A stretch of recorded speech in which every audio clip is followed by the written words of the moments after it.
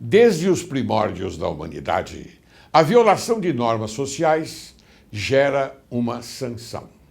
A forma de punição evoluiu desde o castigo corporal até os dias de hoje, onde a pena privativa de liberdade é a predominante forma de controle social por parte do direito penal. É disso que o direito penal tem por função tutelar os bens mais significantes à sociedade através da tipificação de condutas consideradas mais nocivas e estipulando sanções, e a própria Constituição determina que não há crime sem lei anterior que o defina, nem pena sem prévia cominação legal. Nota-se que há um diálogo coerente entre a Constituição e o direito penal. No entanto, é pacífico no mundo da ciência penal a afirmação de que a pena justifica-se por sua necessidade, pois, sem a pena, não seria possível a convivência na sociedade de nossos dias. A pena constitui um recurso elementar com que conta o Estado e o qual este recorre, quando necessário, para tornar possível a convivência entre os homens. As penas privativas de liberdade que estão previstas no Código Penal para os crimes ou delitos são as de reclusão e detenção. A Lei das Contravenções Penais também prevê pena privativa de liberdade, que é a prisão simples. A sociedade sempre haverá de precisar do direito penal para o combate dos delitos. A pena privativa de liberdade não pode sucumbir, principalmente em face dos crimes mais graves. E cabe ao Judiciário aplicar as penas cabíveis com equidade, justiça, obedecendo às normas jurídicas.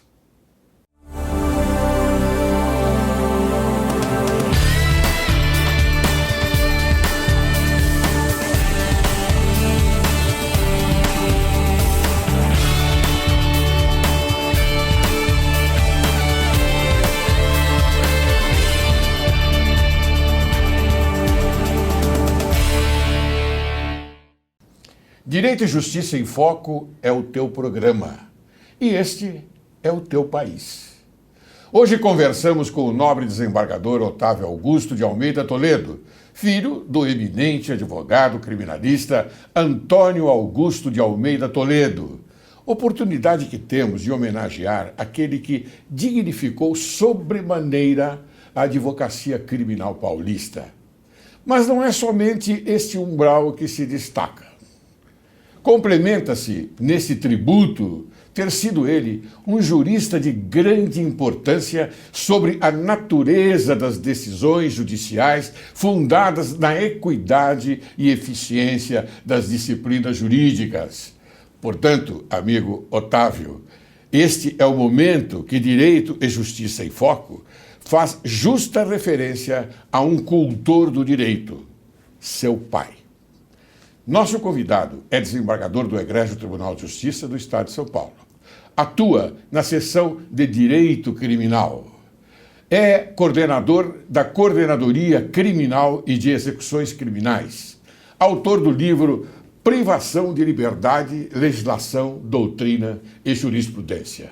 Seja bem-vindo, meu querido amigo Otávio. Muito obrigado. É uma honra para mim poder estar aqui atendendo o convite de um velho amigo, o desembargador Laércio Laurelli, que eu conheci no início da minha advocacia como um exemplo de advogado, como um exemplo de operador do direito. Tive a honra de conhecê-lo através do meu pai, que fico muito honrado também pela homenagem aqui feita. Aqui inverte-se o ditado, não é aqueles que o meu filho beija, a minha boca adoça. Aqui eu inverto o ditado para dizer, aqueles que o meu pai beija, a minha boca adoça. Eu tenho muita honra de estar presente aqui. Mas esta é a minha obrigação. Homenagear você como um grande cultor do direito também, desembargador, um nobre desembargador do nosso Egrégio Tribunal de Justiça, e o seu pai, que é Por que eu digo é? Porque ele está presente na nossa mente. Ele não fugiu definitivamente, não é? Para, vamos chamar, para o Oriente Eterno. Não, ele ainda está na nossa mente. Então ele vive entre nós. Esta é a homenagem que eu pude fazer a um grande amigo que é o seu pai. Mas hoje vamos falar sobre a privação de liberdade, legislação, doutrina e jurisprudência. Eu queria que o telespectador observasse bem o que diz a apresentação do nobre desembargador também, Guilherme de Souza Nucci. Ele diz o seguinte: a obra Privação de Liberdade, de autoria do desembargador Otávio Augusto de Almeida Toledo e do assistente jurídico Bruno Gabriel Capete, pode ser descrita em uma só palavra: completa. Aqui diz tudo, não é verdade?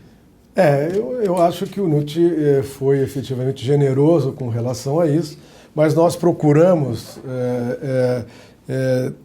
abordar todas as formas em que um cidadão pode se ver privado da liberdade dentro do ordenamento jurídico brasileiro. Claro. Dentro de uma legalidade estrita e que ele pode privar o cidadão da sua liberdade. Eu andei dando uma olhadinha aqui no seu livro. Eu posso dizer ao telespectador, o cultor do direito também, que esse é um excelente livro, deve estar sempre ao lado do advogado criminalista. É excelente.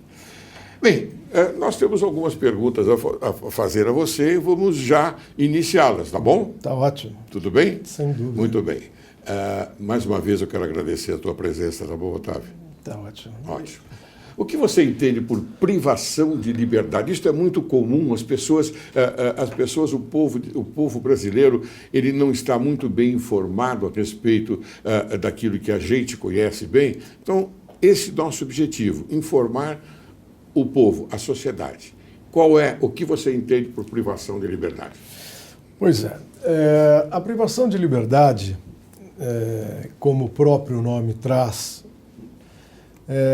é uma impossibilidade de alguém de se locomover e de ter a sua liberdade absoluta de ir e vir. Isso, quando praticado, obviamente, por um particular, chega a ser um crime, Sim. Como efetivamente se trata de cárcere privado e outras coisas. A privação de liberdade dentro do ordenamento jurídico a torna legal. E, como até conta um caso interessante, porque feito um comentário num site sobre o livro, veio uma crítica dizendo que os autores tratavam a privação de liberdade como a violência estatal, a maior violência estatal prevista. E a crítica veio no seguinte sentido: não, violência estatal porque o Estado tem que ser muito mais violento, porque estão estuprando, estão matando, e não podemos chamar isso de violência estatal.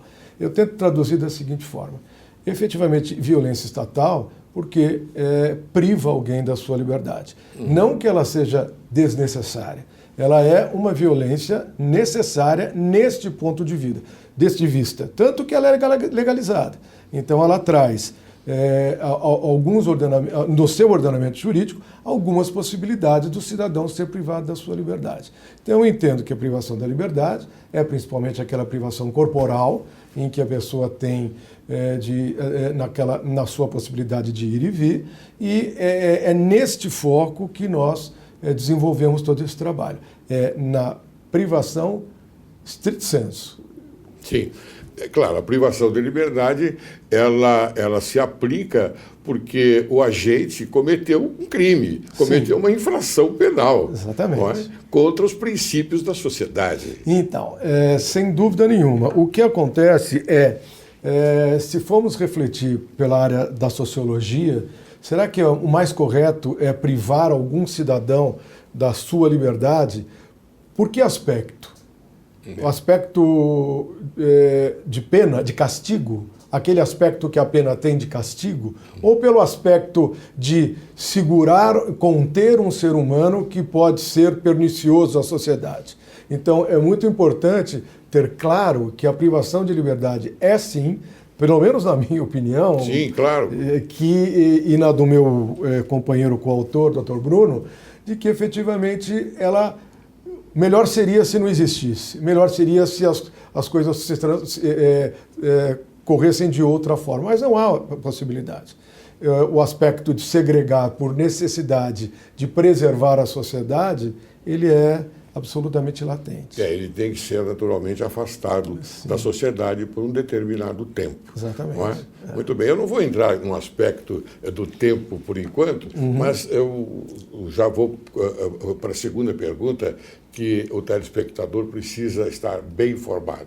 Quais são os tipos de privação de liberdade admitidos no ordenamento jurídico brasileiro? Pois é, então o que está uma subdivisão que é absolutamente inteligível e absolutamente didática, nós dividimos primeiro na prisão provisória. Sim. Prisão provisória tem algumas subdivisões dentro dela, em que é a prisão em flagrante, todo aquele que é preso em flagrante delito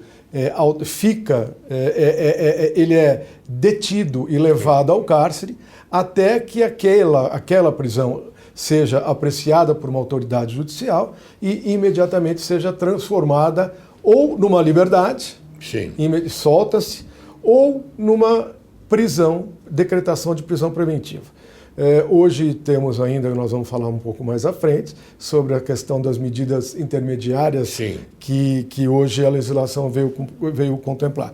Mas então nós temos primeiro a prisão em flagrante, que é o que pode imediatamente, provisoriamente, segurar alguém no cárcere.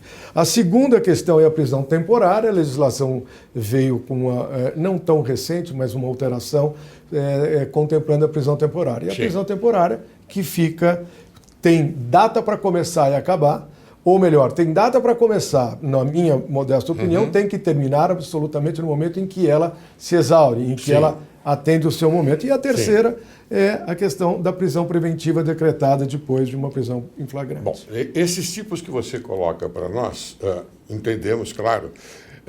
Eu queria complementar no seguinte efeito. Há necessidade, então, da aplicação nessa nova parte que acontece no Tribunal de Justiça, audiência de custódia? Pois é, olha, extremamente oportuna, talvez você nem saiba, você é uma pessoa extremamente bem informada, talvez saiba. O Tribunal de Justiça de São Paulo foi instado a implementar uma medida pelo CNJ, que foi uma atitude do CNJ, junto com a presidência e a Corregedoria do Tribunal de Justiça, para que nós implementássemos essa questão da audiência de custódia. Quando eu tive a oportunidade de receber pelo tribunal, como coordenador criminal, uma comitiva da ONU que tratava de direitos humanos. E eles perguntaram e fizeram a seguinte pergunta a mim: em quanto tempo o preso de vocês, aquele preso em flagrante, é encaminhado à presença de um juiz? Eu disse: com muita sorte, dentro de uns 4 meses, 5, quando ele for interrogado. E eles efetivamente entenderam como aquilo uma coisa meio estranha diante do ordenamento jurídico internacional. Isso acabou sendo feito um relatório e encaminhado a eles. O próprio CNJ tomou uma iniciativa de se instituir a audiência de custódia. E eu fiquei incumbido, por determinação do presidente do tribunal, para fazer o curso de formatação dessa audiência de custódia. Hoje eu posso trazer dados ao senhor, doutor Laércio, que está funcionando extremamente bem. Nós já temos afetadas as 8 seccionais da capital. Os juízes do DIPO, Departamento de Inquérito Policial, estão elaborando a audiência de custódia. Lá no DIPO que se fala? É lá no DIPO, com muito sucesso, com a colaboração efetiva, tanto da Ordem dos Advogados do Brasil, que através dos advogados conveniados, como da Defensoria Pública, que colocou profissionais também para atender, e o Ministério Público. Certo. Então nós temos hoje uma coisa que se entendia absolutamente impossível de se implementar. Nós temos na capital de São Paulo já afetadas as 8 seccionais da capital, fazendo suas prisões em flagrantes, encaminhando imediatamente ao DIPO para que seja realizada a audiência de custódia. Os números são impressionantes. Os números nos mostram que a audiência de custódia veio para ficar e veio com um papel extremamente importante. A audiência de custódia nunca foi feita para soltar ninguém. A audiência de custódia foi feita para que um juiz pudesse, tete a tete, aquilo que o juiz sempre entendeu que é absolutamente importante para um julgamento, aquele contato com o réu, saber se efetivamente aquela prisão foi bem efetuada e se ele deve ou não. Dentro da legalidade. Absolutamente dentro da legalidade. Claro. Também não foi criada, como levantaram algumas suspeitas, de que era para fiscalizar a questão de tortura, se o preso apanhava ou não. O que ela foi criada é para tudo isso. Ela foi criada para revestir de legalidade a prisão em flagrante, que é o que a lei pede, que é o que a Constituição manda. Então, efetivamente, isso vem tranquilizar o próprio juiz, o próprio julgador e a própria polícia.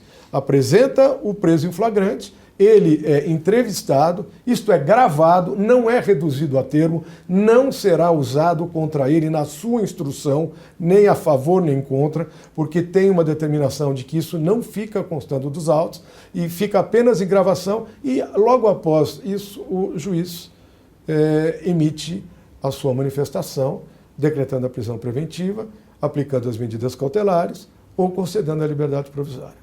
Muito bem, eu entendo como uma segurança, uma garantia da segurança para o acusado também, por aquele que está... Principalmente, porque a presença do juiz ela é muito importante, não é? Numa prisão em flagrante, por exemplo. Não é? Nas 24 horas, ele é obrigado a ser apresentado a um juiz, não é isso? Exatamente, apesar da lei não trazer prazo. Isso foi... Isso antigamente? Isso, exatamente. Isso vem pelo uso e costume. Nós resolvemos adotar, e o próprio CNJ nosso, quando eu digo o uso dentro do nosso país, que diz em 24 horas seria um prazo razoável. Certo. Nós temos um problema com fim de semana ainda, e que vamos eliminar. Mas tem plantão, né? Tem o plantão judiciário, mas que não está fazendo audiência de custódia ainda. Tá bom. Mas está se achando um modo de implementar também para o fim de semana e isso ficar absolutamente o tempo integral, vamos chamar assim. Muito bem, quer dizer que a audiência de custódia ela só é executada no DIPO. Só no DIPO hoje. E agora a Corregedoria Geral da Justiça, através do desembargador Akel, está ampliando isso, e junto com a presidência do tribunal, ampliando isso para outros departamentos, outras comarcas. Sim. Como, por exemplo, Campinas, vai ser estendido a Ribeirão, e isso, a tendência é isso se alastrar para todo o estado. A hora que nós tivermos uma possibilidade de todo o estado de São Paulo ter uma medida como essa, todos os presos seriam atendidos imediatamente após a sua prisão, ou pelo menos no período de 24 horas, isso vai ser uma grande tranquilidade. Ótimo. E é muito interessante colocar rapidamente uma coisa. Começou-se por São Paulo, porque se der certo em São Paulo, dá certo em qualquer lugar do país. Com o número de prisões, com o número de detenções, com o nosso sistema aí de prisional. Se der certo aqui, vai dar certo no país todo. Eu fico muito contente você explicando isso ao telespectador, porque eu entendo que esta gestão do nosso querido desembargador José Renato Nalini é uma gestão especial, porque ele já fez grandes melhorias para o Tribunal de Justiça do Estado de São Paulo. Não é? Já instalou até uma comarca de procedimento digital, não é? É verdade. Não é verdade? Aqui pertinho foi... começou com a vara digital da Freguesia do Ó. E tem outras comarcas já implementando. Inclusive tem uma coisa interessante para acrescentar. Santana de Parnaíba. Hoje, nós recebemos todos os habeas corpus da Associação Criminal, ou pelo menos a grande maioria digitalizados. Que bom. O papel vai sumir dentro de um prazo, não sei precisar qual, mas vai sumir. E nós já estamos recebendo, digitalizado, falando por meio eletrônico e caminhando para julgamento virtuais dessa questão. Tudo isso de acordo com a evolução pela própria natureza. Porque a natureza ela se incumbe da evolução do homem. Não é verdade? E também estas coisas que acontecem no tribunal pela própria natureza. E, Lércio, sem tirar as garantias de defesa do advogado se manifestar, do Ministério Público produzir suas provas, absolutamente garantindo tudo isso. Eu queria registrar aqui, caro telespectador, inclusive da sua presença, caro desembargador Otávio, meu grande amigo, uma moção, não é, ao José Renato Nalini, nosso querido presidente do Tribunal de Justiça, porque ele tem mesmo feito grandes reformas. E essas reformas são importantes, por quê? Porque é uma questão de cidadania, é uma questão de... não é de conforto, é uma questão obrigatória para trazer também segurança à sociedade. Não é isso? Exatamente. Muito bem. Eu vou te fazer uma pergunta agora, porque eu sei que você critica um pouco a expressão liberdade provisória. Como é que é isso? A legislação anterior previa efetivamente a prisão como uma regra. Sim. Todo aquele que era preso em flagrante ficava preso e depois tinha a sua pena. Com o passar dos anos, veio a alteração, o que chamaram de Lei Fleury, lá atrás, e que acabou substituindo, dando a concessão de um termo chamado liberdade provisória. Para mim, a liberdade é a regra. Uma liberdade não é provisória. O que é provisório é a prisão, principalmente no ordenamento jurídico brasileiro. Nós não temos prisão perpétua, nós temos um prazo limitado para a prisão. Na minha opinião, a prisão é provisória. E a liberdade é ampla. Então, quando alguém recebe um decreto de liberdade provisória, quando o juiz concede a liberdade provisória, está concedendo a liberdade plena, e não a liberdade provisória dele. Sim. A legislação continua usando o termo liberdade provisória. Eu critico isso e gostaria muito que, na reforma, viesse já sem o termo liberdade provisória. Eu fico contente que você se refere a este fato, pelo seguinte, porque eu também concordo com isso. Eu acho a liberdade a regra, a exceção é a prisão. Exatamente. Liberdade é a regra, a exceção é a prisão. Bem, Otávio, eu vou chamar agora um pequeno intervalo, aí depois nós vamos continuar com essa belíssima conversa, tá bom? À sua disposição. Você aguarde, logo, logo retornaremos.